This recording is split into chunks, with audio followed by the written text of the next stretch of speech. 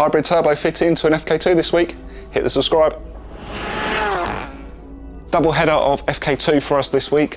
The car behind is going to be having a fuel kit and Civex fitted, although the car on this ramp here, we're going to be having a MHI hybrid turbo. As you can see, the car's got a few bolt-ons on it already.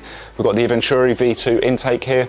We've got a decat downpipe, Miltech exhaust and an AirTech front mount intercooler.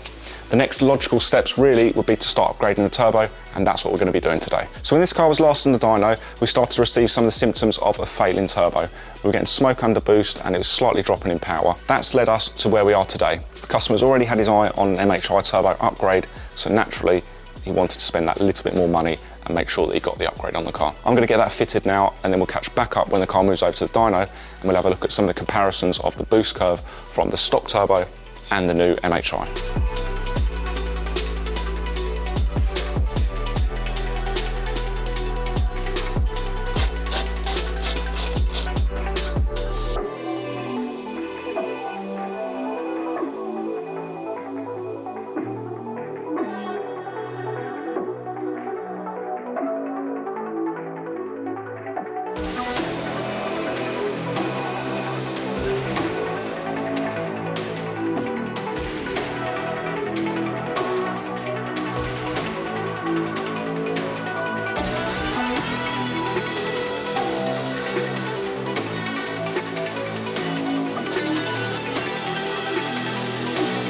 Just about to get on to removing the downpipe off of the turbo. One little tip for if you guys are doing this at home yourselves, if you're fitting a turbo or downpipe, you'll know that the turbo studs are quite notorious for seizing up, and the best way that I've found at the moment is to use a freeze spray. So freeze the nut or the stud completely, use a long spanner or ratchet and give it a good firm crack, and that'll be your safest way to get the bolts cracked off the downpipe without stripping any studs out of the turbo.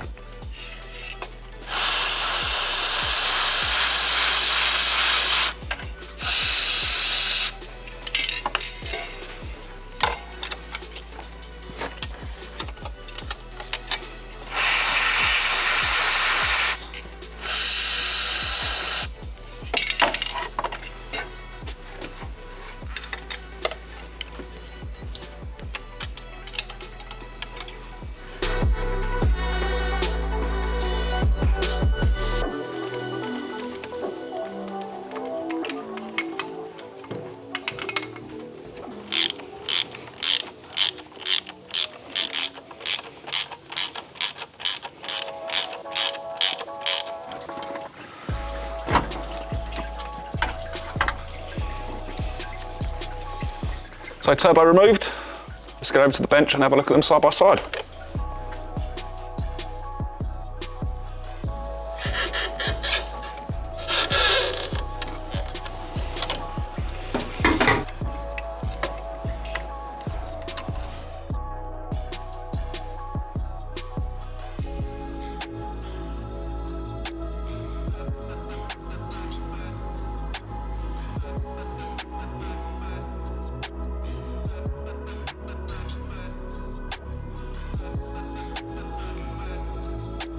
Let's have a quick look over some of the physical differences between the two turbos. Now, sitting side by side, you can see some of the differences being the opening across the front of the MHI as opposed to the stock. We measured 50mm across the stock turbo and 52mm across the MHI turbo. Another difference you'll be able to see is we're going from a 6-blade compressor wheel over to a 5-blade compressor wheel. And if we spin them around, we'll have a look at the back.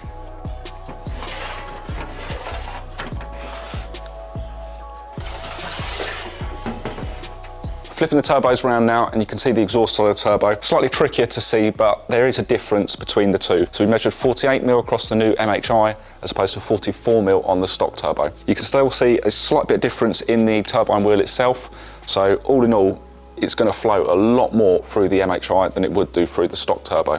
Obviously, we've got the upgrades on the inside of the cartridge, the oil ways inside the turbo. We can't see those, but trust us, they are there. So I'll get this fitted and we'll get the car onto the dyno next. As with all turbos and downpipe fitting, we're going to be using genuine gaskets today, and that's going to ensure we've got a perfect sealed fit.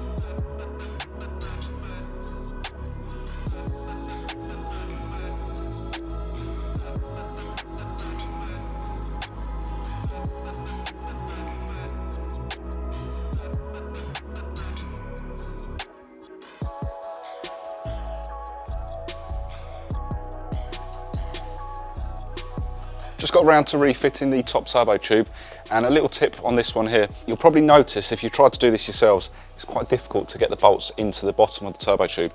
So before you put the bolt in place, I suggest getting a bit of tissue, put it over the end of your socket, and the bolt will just press into that, meaning that you're not going to lose your bolt and can easily locate yourself into the hole.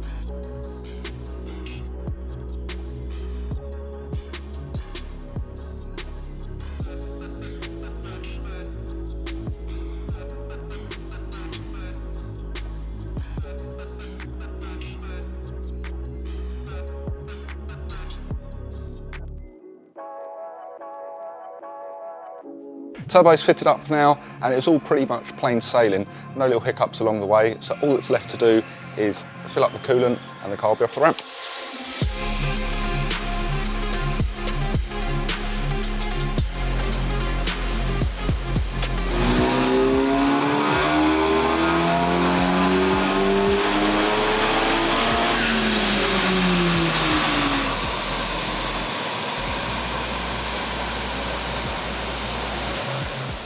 Hello guys, I'm back at Dream today with this beautiful blue FK2. Dream just fitted a new turbo.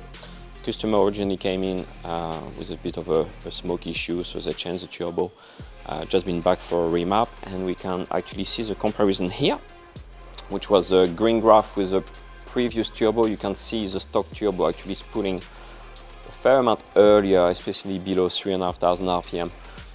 The new turbo spools up a tad later, but personally on the FK platform, because it's front wheel drive, because it's fairly light for a newish car, I prefer when they spool a tiny bit later, just smoother on the road, put the power down a bit nicer. It's not so much strength on the engine. We're starting seeing a lot of issue with them, with the head gasket and roads when you push the torque a bit too high.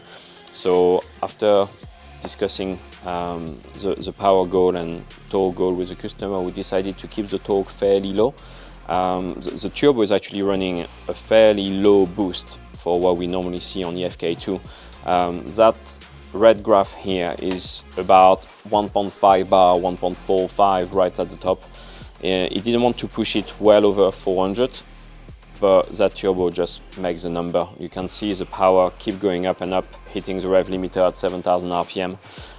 Again, we don't push much later than 7,000 RPM because of the DI pump. This car's got the OEM DI pump, so we're limited on the amount of fuel that we can deliver in the mid-range.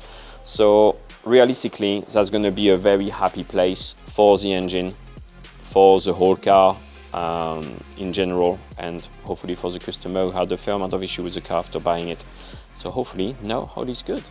Hope you enjoyed watching today and getting a bit of an insight into the MHI Turbo. If you're interested in more content from us, think about hitting the subscribe button. If you haven't already, give the video a like, hit the share button and leave us a comment below.